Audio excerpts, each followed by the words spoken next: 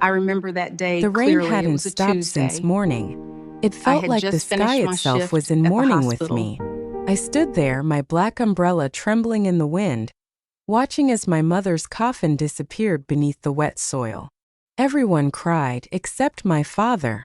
He wasn't there. He was in Hawaii, smiling beside his new mistress, their champagne glasses raised as if celebrating my mother's death. When the last shovel of dirt hit the coffin, I whispered goodbye through clenched teeth. That night, lightning tore across the Portland sky as I sat alone in my apartment, staring at old photos of her. Then my phone buzzed that I'm not dead. Come to the cemetery now. It was from her number. My mother's number. My throat closed and my hands went cold. Before we continue, if you believe no woman should ever be betrayed, silenced, or pushed aside for choosing truth over fear, make sure to subscribe. It's completely free and helps us share more stories of strength, justice, and rebirth, just like Nova's. Now let's see how she rises from loss, uncovers the lies, and rebuilds her life with unshakable grace. I grabbed my car keys, heart hammering. I didn't know if I was driving toward a miracle or toward madness. My name is Nova Hartley, and until a week ago, I thought my life was normal.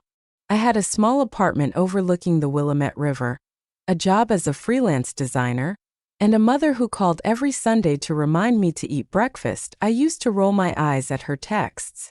Take your vitamins, sweetheart. Don't skip dinner again.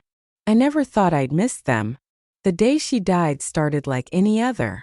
I was finishing a client project when an unknown number flashed across my screen. I almost ignored it, but some strange instinct made me answer. Is this Miss Nova Hartley? The woman's voice trembled. I'm calling from Portland General Hospital. I am so sorry. Your mother passed away this morning. Sudden cardiac arrest. For a moment I couldn't breathe. The world tilted. Colors drained away. No, I whispered, shaking my head. You've got the wrong person. My mom's fine. She was painting this morning, I added uselessly. I'm sorry, the nurse repeated softly. The words rang in my ears long after she hung up. I remember standing by the window watching raindrops trace lines down the glass. My reflection looked ghostly pale. My mother, my best friend, my anchor, was gone. And yet deep inside something didn't add up. She'd had no heart problems. She exercised, laughed easily, ate healthy. How could she just stop living? When I called my father, his tone was almost bored. It's true, he said flatly. Lydia's gone. The doctor said it was quick. That's it.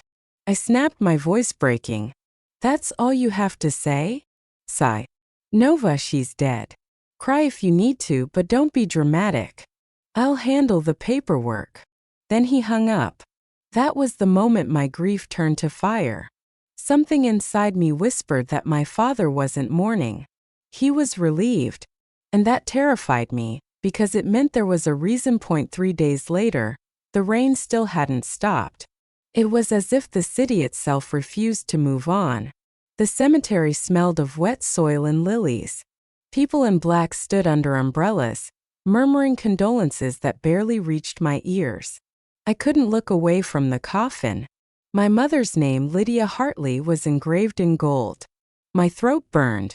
You didn't deserve this, I whispered. Behind me, relatives whispered too. Where's Calvin? Her husband didn't even come. Disgraceful. I clenched my fists. The night before, my father had texted me. Busy with business overseas. Handle the funeral. No apologies. No shame. Just business. When the priest began to pray, my legs trembled. My cousin's little girl, Ella, tugged my sleeve. Aunt Nova, she whispered. If Grandma's in heaven, can she see us? I knelt, my voice breaking. Yes, baby. She can see us. She's watching right now. As the coffin lowered, a cold gust swept through, snapping my umbrella inside out. The priest's words blurred into the rhythm of falling rain. Every drop felt like a heartbeat I couldn't reach anymore. When it was over, everyone left. Everyone except me. I stayed staring at the freshly turned soil until my knees sank into the mud. Mom, I whispered. If there's any justice in this world, he'll pay for what he's done to you. I promise. Lightning flashed far in the distance, a white scar across the dark sky. I took it as an answer. That night, I drove home soaked and hollow. I showered, pulled on one of her old sweaters, and sat in the dark, scrolling aimlessly through my father's social media. That's when I saw it. His new post, a photo of him on a sunny beach, arm around a young woman with perfect hair. The caption read, "New beginnings." My heart stopped. My hand shook so hard I nearly dropped the phone. While I buried my mother in the rain, my father smiled under a tropical sky. Something inside me broke, and something darker began to wake. The storm outside howled through the cracks in my windows. I tried to distract myself, flipping through photos. Mom holding her paintbrush, laughing in the garden. Mom teaching me to bake apple pie. Mom hugging me after my first breakup. Every memory cut like a blade. Then my phone buzzed again. Mom. The name on the screen froze me. One message. I'm not dead. Come to the cemetery now. For a breathless moment I just stared. Logic scrambled. Wrong number, cruel prank. But my body had already decided. I grabbed my coat and keys and ran into the rain. The rain outside felt sharper that night, slicing through the dark streets like glass. My windshield wipers struggled against the downpour as I drove toward the cemetery, headlights cutting through sheets of water. Every instinct screamed at me to turn back. But I couldn't. My mother's voice echoed in my head. Trust your heart, Nova. Even when your mind is afraid. When I reached the gates, the cemetery was swallowed in fog. The iron bars glistened with rain, and the lamps along the paths flickered weakly, casting long, trembling shadows across the gravestones. I parked my car and stepped out, the cold wind instantly stealing my breath. Water soaked through my boots as I walked between rows of tombs, my umbrella shaking above me. Mom! I called softly, my voice trembling. Silence. Only the sound of rain striking metal and stone. My pulse pounded in my ears. Then from the far end near the willow trees I saw it. A faint movement. A small figure, hunched and wrapped in a drenched coat, moving slowly toward the graves. My flashlight shook in my hand as I raised it. The beam caught her face, pale, fragile but unmistakably alive. Her eyes, those familiar hazel brown eyes, filled with tears. Nova, she whispered. The flashlight slipped from my hand, landing in the mud with a dull thud. My legs gave way, and for a moment I couldn't move. Mom! My voice cracked. How are you alive? She stepped closer, her hands trembling as she reached for mine. Her fingers were ice cold but real. It's me, sweetheart, she said, voice breaking. But you can't tell anyone I'm alive. I stared at her, soaked and shaking as the rain poured harder, washing away everything I thought I knew. Her face looked ghost-like, skin pale against the storm, hair matted with rain, but her eyes were alive. So heartbreakingly alive. Mom, everyone saw you, I said, almost pleading. I saw you. You were gone. She pulled me into a trembling hug. For a moment the world disappeared, the thunder, the graveyard, the madness of it all. It was just her heartbeat against mine, faint but steady. Then she whispered close to my ear. Nova, we can't stay here. Someone could see us. We hurried through the rain toward a silver sedan parked beneath the trees. The inside smelled faintly of paint and wet wool. I climbed in, heart racing, trying to steady my breath. Mom, I said, voice cracking. Please tell me what's going on. She didn't start the engine right away. Her hands gripped the steering wheel so tightly her knuckles turned white. Finally, she spoke. Your father, she said quietly. Calvin, he tried to kill me. My stomach dropped. What? Her eyes filled with tears. He's not the man you think he is. For months he's been threatening me, forcing me to transfer my shares of the company, my studio, everything that's under my name. When I refused, he said he'd make me disappear. The words hit like lightning. I shook my head. That's insane. He's your husband, my father. Her voice trembled. He's a businessman, Nova. To him, people are assets or obstacles. And I stopped being useful. The car went quiet except for the drumming of rain on the roof. My mind spun, trying to hold on to something solid. Tell me everything, I whispered. She took a shaky breath. That night when they said I died, I collapsed in my studio. My chest had been hurting for days, stress, exhaustion. The housekeeper panicked and called an ambulance. At the hospital, Calvin came in. Not with worry, not with flowers, but with documents. He wanted me to sign them while I still could. I refused. So he left. My mouth went dry. He just left you there? She nodded weakly. But I wasn't alone. One of my old students, Clara Woods, works as a nurse there. She'd seen bruises on my arm weeks before. She knew something wasn't right. The pieces started clicking together, each one sharper than the last. She helped me, my mother continued.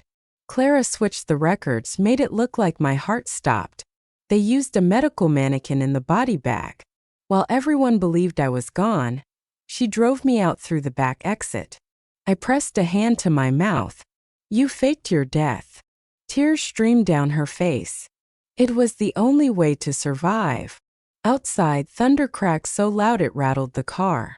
The storm roared, but inside the air was heavy and still. I thought you'd be safe once I was gone, she said softly. But when I saw what he posted, new beginnings, I knew he wouldn't stop. He'll come for everything. Even you. I stared at her, my heart thundering louder than the rain. Then we stop him first, I said. Her eyes widened. Nova, no. You don't know what he's capable of. I met her gaze, my voice steady despite the fear clawing at my chest. I know exactly what he's capable of. That's why we have to expose him. For a long moment she just looked at me. Really looked like she was seeing me for the first time. Not as her daughter, but as someone strong enough to fight back. Then slowly she nodded. All right, she said. But if we do this, we do it smart. No mistakes. The rain began to ease, fading into the soft patter of drops sliding down the windshield. That was the moment I realized my mother hadn't died in that hospital. She had been reborn, and I was about to join her. By morning, the city felt different, colder, sharper, as if it somehow knew what I'd learned. I barely slept. Every time I closed my eyes, I saw my father's face in that hospital, calm, detached, as if my mother's death had been nothing more than a number on a spreadsheet. Lydia was safe for now, hidden in a small house on the outskirts of Portland. It belonged to Clara Woods, her former art student turned nurse, the woman who had risked everything to fake my mother's death. The house sat at the edge of a pine forest, quiet and damp, with ivy crawling up the walls and the faint smell of turpentine inside from Clara's art supplies. Don't tell anyone, Lydia warned me as we sat at the small kitchen table that morning. Not your friends, not your boss, not even the police. If Calvin finds out I'm alive before we have proof, he'll come for us both. Her voice was steady, but her hands trembled around her mug of tea. I wanted to tell her everything would be fine, but I didn't believe it myself. My father was too careful, too powerful. He didn't make mistakes, at least not the kind people could see. At 8 a.m. my phone rang. The sound made both of us flinch. I looked down and saw his name on the screen. Calvin Hartley. I hesitated, then answered. Nova, darling, he said smoothly, as if nothing had happened. I'm finalizing your mother's estate today. I need your signature on a few documents. I gripped the phone so hard my knuckles turned white. Documents? Just standard paperwork, he said. Nothing you need to worry about. Come by the house tonight. We'll get it done quickly. The house. My childhood home. The place that now felt haunted by the truth. Sure, I said after a pause. I'll come by. When I hung up, Lydia's eyes met mine. He's making his move, I said quietly. She nodded. Let him think he's winning. The rest of the day passed in uneasy silence. I tried to work, but my hands wouldn't stop shaking. My laptop sat open in front of me, the same design project I'd been finishing the day she died. Felt like a lifetime ago. Outside, the rain had finally stopped, but the air was heavy with the smell of wet earth. That night, I drove to the house. The moment I pulled up the long driveway, a chill ran down my spine. The mansion looked perfect, as if nothing had changed. The manicured hedges, the marble porch, the light spilling from the tall windows, it was all the same. But to me it felt foreign, wrong, like a stage set for a lie. Calvin greeted me at the door with that politician's smile he wore at every charity event. "You look tired, Nova," he said. "Losing sleep over old things?" I forced a thin smile. "Over dead things," I replied. "Or people who were supposed to be dead." He froze for a fraction of a second, then recovered. "Careful with your words." We sat in his office, the one that had once smelled of my mother's jasmine candles but now reeked of cigar smoke and cologne. He slid a thick folder across the desk. "These are transfer forms for your mother's assets. Since you're her only heir, I need your signature to consolidate ownership. Then we can move forward." I flipped through the pages. My heart began to race. Every signature line already had my mother's name, Lydia Hartley. In perfect cursive, I looked up slowly. "You forged her signature?" Calvin chuckled. "You think I need to forge anything? She agreed to this before she passed." "Funny," I said, standing up, "because I remember her saying she'd rather burn everything than let you have it." His smile vanished. "Sit down. I'm not signing anything." "Nova," he said softly, leaning forward. "I know you're grieving, but don't make me force you to do what's necessary." There it was, that tone. The same cold, controlled menace that had terrified my mother for years. My pulse pounded, but I didn't look away. "You already killed her once," I said. "You won't do it again." He froze, his expression darkening. "What did you just say?" "I said you won't get away with it." For a moment I thought he might strike me. Instead, he stood abruptly, his chair scraping against the floor. "You've been talking to someone." "About what?" I asked, keeping my voice calmed. He snatched the folder from the table, breathing hard. "Get out. Now." I turned toward the door, but not before catching something in the mirror behind his desk. A reflection of a small safe built into the wall, half hidden behind a framed family photo. I smiled faintly. "Sure, Dad," I said. "I'll go." I walked out with my heart pounding, the rain beginning to fall again as if the sky itself was holding its breath. That night I knew I wasn't done. If he had proof of what he'd done to my mother, it was inside that safe, and I was going to find it. That night sleep was impossible. Every time I closed my eyes, I saw my father's face. The flash of anger when I refused to sign, the way his eyes darkened just before he told me to leave. I couldn't shake the image of that small wall safe behind the photo. I knew whatever was inside could prove everything my mother said was true. To be 1 a.m. The city had gone quiet, blanketed in mist. I sat in my car outside the house, the same car that had driven me to funerals, to hospitals, to heartbreak. The engine was off, and the only sound was the ticking of the rain against the windshield. My hands trembled as I slipped on a pair of gloves. "This is insane," I whispered to myself. Completely insane. But I still got out. The key to the side door still worked. Calvin had never changed the lock since I moved out. Maybe he never thought I'd have the courage to come back. The house was silent except for the low hum of the air conditioning. The portraits on the walls seemed to follow me as I moved through the hallway, flashlight trembling in my hand. When I reached his office, the smell of cigar smoke hit me like a wave. The faint scent of whiskey lingered in the air, sharp and heavy. Papers were still spread across the desk, the same forged contracts I'd seen earlier. The safe was right where I remembered it, half hidden behind the family photo of all three of us smiling. I stared at that picture for a long time. How many lies could fit into a single frame? I lifted it down carefully, revealing the keypad beneath.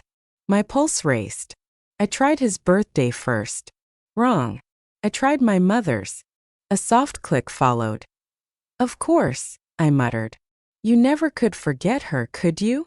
The door swung open with a low metallic groan. Inside were several thick folders, a stack of bank statements, and a small silver flash drive. My hands shook as I flipped through the documents. Transfers to offshore accounts, property deeds under fake names, company ledgers that didn't match the ones publicly reported. And then photos. Dozens of photos. My mother. Bruises on her arms. Shots of her car being followed. A scan of her signature, copied onto multiple documents. The air left my lungs that I copied everything onto my own flash drive. My breath coming fast. When I turned to leave, thunder rolled outside, deep and distant. For a moment, I thought I saw movement through the glass doors. I froze. Nothing. Just rain streaking down the window that I exhaled and slipped out as quietly as I came. I end up by the time I reached my car. My hands were trembling so badly I could barely put the key in the ignition. I texted my mother. Got it. Her reply came almost instantly. Good. Be careful, Nova. He'll know that I hadn't even set my phone down when it buzzed again. An unknown number. My chest tightened. I opened it. You think I wouldn't notice, Nova? My blood went cold. It was him. Another message followed seconds later. You really disappoint me. Come home. Let's talk. Or I'll make sure you regret stealing from me. Stealing. The word pulsed on the screen like a threat. My hands shook so hard I nearly dropped the phone that I tried to breathe, but every instinct screamed run. Instead, I drove straight to Clara's house. The road blurred through the storm, my wipers fighting to keep up. When I finally arrived, Lydia opened the door in her robe, her eyes wide with panic. Nova, what happened? He knows, I said, throwing the flash drive onto the table. We need to move fast. These files, bank transfers, fake contracts, forged signatures. It's enough to bury him. Lydia's face went pale. She stared at the drive as if it might explode. If we take this to the police, he'll come for us before they can act. Then we make him destroy himself, I said, voice steady now. Clara joined us a few minutes later, rain dripping from her coat. She looked from me to Lydia. Whatever you're planning, it has to be clean. No trace. We spent the next 48 hours building a digital trap. Clara helped us send everything anonymously to the FBI and financial authorities, using encrypted networks. Lydia reached out to Amelia Cross, her old lawyer friend, who began drafting a formal statement in case the truth came out too soon. But even as we worked, I couldn't shake the feeling that we were being watched. Every creak of the floorboards made me flinch. Every flash of headlights outside the window made my pulse spiked. On the second night, as I stared at my phone waiting for confirmation from Amelia, I saw the glow of headlights outside the house. Lydia peeked through the curtain and froze. It's him, she whispered. Calvin. My stomach dropped. Then came the sound of footsteps on the porch. Slow. Heavy. Intentional. A sharp knock rattled the entire frame of the door. Nova. His voice was deep, booming through the rain. Open the door. Let's end this ridiculous game. Lydia's hand clutched mine, trembling. Don't, she whispered. He's dangerous. But I was done running. I took a breath, straightened my shoulders, and walked toward the door. The knocking grew louder. Each thud echoed through the small house like a heartbeat. Nova. Calvin's voice thundered through the storm. Open the door. Let's stop pretending. Rain hammered against the windows, streaking down the glass in trembling lines. Lydia's hand tightened around my arm. Her voice was barely a whisper. Don't, please. He's dangerous. But something inside me had snapped hours ago. Fear had burned away, leaving only resolve. I'm done hiding, I said quietly before Lydia could stop me. I turned the handle. The door flew open with the force of the wind. Rain poured in, soaking the floorboards. Calvin Hartley stood there, drenched, his suit clinging to him like a second skin. His eyes were bloodshot, wild. For a moment he didn't speak. He just looked at me, searching for weakness. "Where is she?" he hissed as I stepped into the doorway, blocking his view. "Who? The wife you buried? The woman you tried to erase?" His jaw tightened. "You don't understand what she did to me. She ruined me." "She loved you," I shot back. "You ruined yourself." Lightning flared behind him, throwing his shadow long across the floor. For a second he looked almost inhuman, something sculpted from rage and rain. He shoved past me before I could react. "Lydia!" he shouted into the house. His voice cracked the air like thunder. "Come out. Stop." I grabbed his arm, but he pushed me aside. My shoulder hit the wall. Pain shot down my arm, but I didn't move. From the hallway, my mother stepped forward. She looked smaller than I remembered, her soaked robe clinging to her frame. But her eyes, those same fierce eyes that had once watched over me, were steady. "I'm right here," she said. Calvin froze. The rain outside seemed to hold its breath. His lips parted, a broken sound escaping his throat. No, this isn't possible." "You tried to make it possible," Lydia said, voice low but unwavering. He took a step back, shaking his head, water dripping from his hair. "You think you can take my company, my name? You're nothing without me." I moved between them, standing tall despite the tremor in my knees. "That's where you're wrong." From outside, faint sirens began to wail, distant but growing louder. Calvin's eyes darted toward the window. "What did you do?" "What you taught us," my mother said. "Cover your tracks. Unfortunately for you, you left too many." For the first time I saw it, the flicker of panic in his eyes, the armor cracking. He turned to me, desperation leaking into his voice. "Nova, tell them they're wrong. You don't want this. I can fix everything for you." I shook my head slowly. "You buried the wrong woman, Dad." He lunged toward me. I didn't even have time to flinch before the front door burst open. "FBI! Hands where we can see them." Calvin froze, his hand inches from my arm. Agents in black jackets stormed the room, weapons drawn. Red and blue lights flooded through the windows, mixing with the flickering lightning. The air filled with the sound of boots, orders, and the metallic click of handcuffs. "Calvin Hartley," one agent announced. "You are under arrest for financial fraud, money laundering, and attempted homicide." Calvin didn't move at first. Then slowly, he turned to look at my mother. His expression softened only slightly. "You'll regret this," he said through gritted teeth. Lydia's eyes glistened. "No, Calvin. I already did."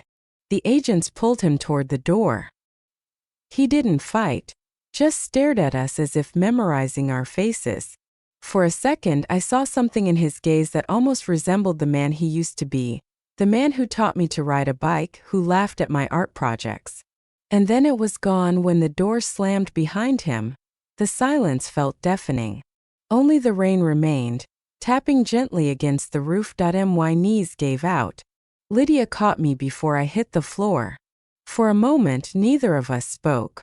Then she whispered, her breath shaky against my shoulder. "It's over." I wrapped my arms around her, feeling her heartbeat against mine. The heartbeat that should have stopped weeks ago. "It's not over, Mom," I said softly. "It's just beginning." Outside, dawn began to break. The first golden light spilled across the soaked earth, reflecting off puddles like mirrors. For the first time since the funeral, the rain finally stopped. The world outside had turned to static. Flashing lights, voices over radios, boots thudding against wet ground. But inside the house there was only silence. The kind that came after thunder. I held on to my mother, both of us shaking, as the front door swung shut behind the agents who had dragged Calvin away. The echo of the slamming door felt like the final crack in something that had ruled our lives for too long. "He's gone," I whispered. Lydia nodded, but her face wasn't relieved, just hollow, stunned. "After all this time," she murmured. I didn't think I'd live to see it. The sirens outside faded as the cars pulled away, leaving faint blue and red glows flickering through the rain. Clara closed the door gently, locking it twice before drawing the curtains. The storm had weakened, reduced to a steady drizzle tapping against the windows. "Are you both okay?" she asked, her voice tight with worry. I nodded automatically, though my body still trembled. "I think so." Lydia sank into the couch, her robe clinging to her like a second skin. Her eyes were distant, unfocused, as if her mind were still trying to catch up with the world. I sat beside her, taking her hand. "It's really over, Mom," I said softly. "He can't hurt us anymore." But even as I said it, part of me wasn't sure. Calvin Hartley had always found a way to control everything: people, money, the narrative. Could a man like that really be stopped? Clara brought us both blankets and hot tea. For the first time in weeks, I felt warmth sink into my bones. We sat there in silence for a long time, the three of us, survivors piecing together what was left. Around dawn, my phone buzzed. It was Amelia Cross, my mother's lawyer friend. "They confirmed it," she said over the line. "The evidence you sent is authentic. The FBI has everything: financial records, offshore transfers, signed threats. They'll issue a public statement later today." "Thank you," I said quietly. "Nova," she continued, her tone gentle now, "it's going to be chaos for a while. The media, the courts, investors. You and your mother should stay out of sight." "Believe me," I said, glancing at Lydia. "We plan to." When I hung up, the first light of morning began to push through the clouds. It painted the wet floor in shades of gold and gray. For the first time in days, the air didn't feel heavy, just still. Mom turned to me, her expression soft but unreadable. "Do you think people will believe it?" "They'll have no choice," I said. "The truth's too loud to ignore." She smiled faintly, though her eyes were still tired. "You sound just like him sometimes," she said quietly. "Before he became that." I didn't know what to say. Calvin Hartley had once been my hero. He taught me how to ride a bike, how to negotiate, how to hold eye contact during a lie. Somewhere along the way, the man who built our home had built his own cage instead. By afternoon, the story had spread like wildfire. Real estate tycoon Calvin Hartley arrested for fraud and attempted murder. The words ran across every screen, every news channel. His mugshot stared back at me from the TV, eyes empty, pride gone. Lydia sat on the edge of the bed, wrapped in a blanket, staring at the screen in silence. "It doesn't feel like victory," she said. "No," I agreed. "It feels like freedom." For the first time she smiled, a small trembling thing but real. "Freedom," she repeated as if tasting the word. The following days blurred together. Interviews, calls, statements from lawyers. The authorities sealed his accounts and seized his company assets. Reporters camped outside the courthouse, calling my mother, the woman who came back from the dead. But we didn't speak to them. We stayed quiet, tucked away in Clara's home while Amelia handled everything. One night, as the world outside buzzed with headlines, I found Lydia sitting by the window staring into the dark. "What are you thinking about?" asked. She didn't turn. "How easy it is for one person's lies to become another person's truth," she said softly. "How I almost let his lies define me forever." I stepped beside her, resting my head on her shoulder. "You didn't let him," I whispered. "You survived him." Outside, the moon slipped through the last of the clouds, lighting the wet ground. Somewhere far off, I thought I could still hear faint thunder, the storm's echo, lingering just a little longer before fading completely. Lydia turned to me, her hand finding mine. "What now?" she asked. I looked at her, the woman who had taught me to see the world in color again. "Now," I said, "we start over." And as we sat there, the house quiet except for the gentle hum of night, I realized something. We hadn't just survived Calvin Hartley. We had outlived him, his control, his fear, his legacy. For the first time, the silence didn't feel empty. It felt earned. 3 months later, Portland was different. The air felt colder, sharper, as if the city itself was holding its breath, waiting for justice. The courthouse was a towering building of glass and marble, its steps crowded with reporters and flashing cameras. Their voices collided in a blur of noise. "Nova! Lydia! How does it feel to bring down a man like Calvin Hartley? Mrs. Hartley, were you really dead for 6 weeks?" We said nothing. Amelia had warned us not to. "Let the truth speak for itself," she'd said. Inside, the air was sterile and heavy with anticipation. Lydia and I sat at the front side by side, while Calvin took his place at the defendant's table. I hadn't seen him since that night. He looked smaller now. His expensive suit hung loosely on his frame. His once carefully styled hair was streaked with gray, and his eyes, those sharp, calculating eyes, had gone dull. But when they met mine, I still felt that old chill crawl up my spine. Amelia leaned toward me and whispered, "Don't react to him. He'll try to get under your skin." "I won't," I murmured, though my pulse said otherwise. The judge entered. The courtroom fell silent.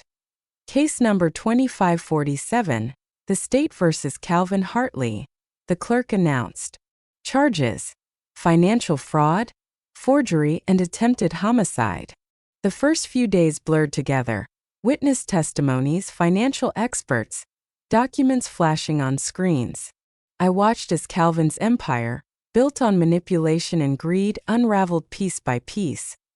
When the prosecution presented the forged contracts, Calvin's attorney tried to argue coercion. "Mr. Hartley was under severe emotional stress," he said smoothly.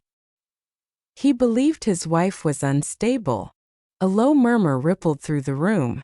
Lydia's hands tightened on her lap, but she didn't flinch. On the 5th day, the prosecutor called her to the stand. My heart hammered as she stood, walked past Calvin, and faced the jury. She looked calm, fragile maybe, but calm. Her voice when she spoke was clear and steady. "I faked my death," she began. "Not out of revenge. Out of survival." The room seemed to hold its breath. She told them everything: the threats, the pressure, the night at the hospital. She described the fear of seeing her husband walk in, not with worry, but with contracts for her to sign. The words, "You'll be worth more dead than alive," made one of the jurors gasp. Calvin didn't look at her. He kept his gaze fixed on the table, fingers twitching. Lydia didn't cry. She didn't raise her voice. She just told the truth, and it was louder than any scream could have been. When it was my turn, I stood at the witness stand, palms sweating. The lawyer asked me to state my name. "Nova Hartley," I said. My voice didn't shake. I looked at Calvin, the man who had once taught me to be brave. "My father taught me to face fear," I said softly. "I just don't think he expected I'd use that lesson against him."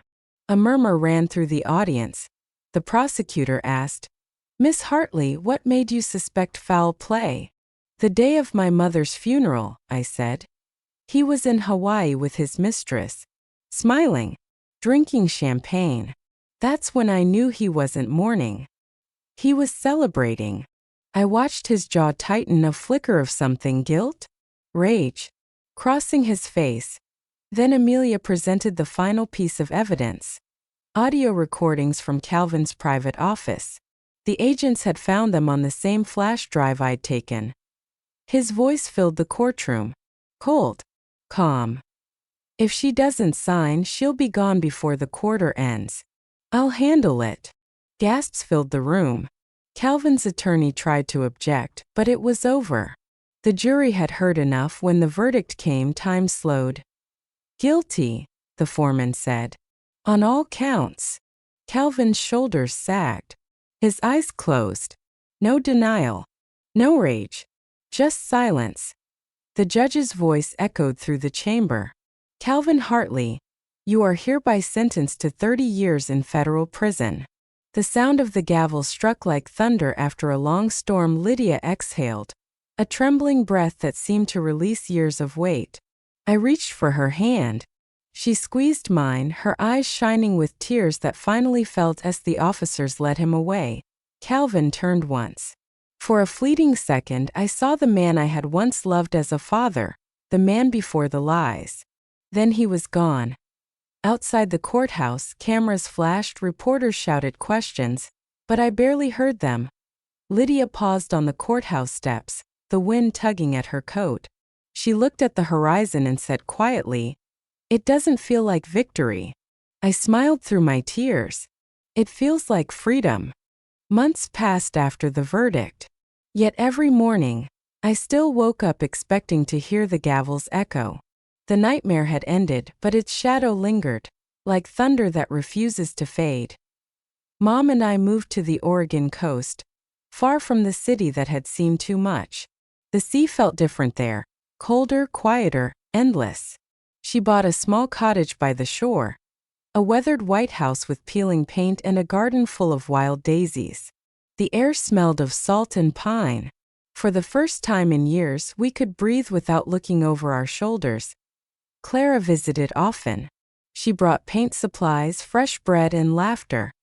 The kind of ordinary joy we had almost forgotten existed. "It's too quiet here," she teased, handing Mom a new canvas. "You need to fill the silence." And she did. Each morning Lydia stood by the window, brush in hand, painting the horizon, blues melting into gold, the sea meeting the sky. The first time she smiled again was while painting a small cluster of white lilies, the same flowers that had rested on her coffin. "I think I finally understand peace," she said softly. "I opened a small design studio in town, Hartley and Hartley Designs. It wasn't just a job. It was a promise that we would build something honest, something beautiful, something alive." I spent my days creating brand logos for local shops and art exhibits, my nights walking the shoreline with Mom, listening to the waves point. One afternoon, as I passed the corner cafe, the TV above the counter played a familiar headline: "Disgraced tycoon Calvin Hartley denied parole appeal." I stopped for a moment. The image of him in the courtroom flashed before me. Older now, hollow-eyed, his arrogance gone. For the first time I didn't feel anger. Just distance. Like remembering a ghost that no longer had power. Later that evening, as the sun dipped below the horizon, Mom joined me on the porch. She wore her paint-stained apron, and her hair glowed silver in the light. "You saw the news?" she asked. I nodded. "Yeah." She didn't say anything for a while. Then she exhaled. "When I married your father," she said quietly, "I thought he was a man who built things. I never realized he was a man who destroyed them." I looked at her, at the strength in her voice despite the years of hurt. "He won't destroy us anymore," I said. She smiled faintly. "No, he won't." The wind carried the sound of crashing waves up the cliffside. I reached over and took her hand. Her skin felt warm, alive, steady. The days that followed were slow and gentle. Sometimes reporters sent letters, asking for interviews, book deals, documentaries. Mom always refused. "I don't need to relive it," she said. "I just need to live." And she did. She began teaching local kids to paint at the community center. They adored her, the woman with the quiet smile who told them that color could heal anything. One evening, while we were having tea on the porch, I asked, "Mom, I never did figure out one thing. That night, the message that brought me to you. The text. Who sent it?" She looked up, her expression calm. "I didn't," she said. I frowned. "What do you mean?" "It came from your number." "My phone was off," she said softly. "Clara had it that night." We both fell silent. The waves hissed against the rocks below. A breeze stirred the curtains behind us. "She didn't send it either," Mom added after a moment. I asked her. A chill slid down my spine, not fear but awe. Maybe it was fate. Maybe the universe had decided that truth wasn't done with us yet. Mom reached for my hand. "Whatever it was," she said, smiling, "it saved us." I nodded, tears blurring my view of the sea. "No, Mom. You saved us." The sky deepened to orange, then pink, then purple. She turned back toward the horizon, her brush in hand. Do you know what I'm painting? She asked as I shook my head. Freedom. And as the waves rolled in, I realized that's exactly what this was. Not revenge, not even justice. Just freedom. When I drove home later that evening, the ocean wind rushed through my open window. The world felt wide again. For the first time since the funeral, I wasn't haunted. The truth had set us free. We had lost everything once. Money, safety, even each other, but we had found something rarer. Peace. And as the last light faded beyond the sea, I whispered into the wind, "Good night, Mom." And for a moment, soft, certain, alive, I swore I heard her voice reply, "Good night, sweetheart." The storm was gone. And we were finally home. My favorite part was when Lydia finally stood in court and told the truth, her voice steady as the whole room fell silent, proving that no lie can bury the truth forever. What was your favorite moment of justice in her story? Drop it in the comments below. Don't miss more powerful stories of resilience, courage, and long overdue freedom. Subscribe and hit that notification bell so you never miss an upload.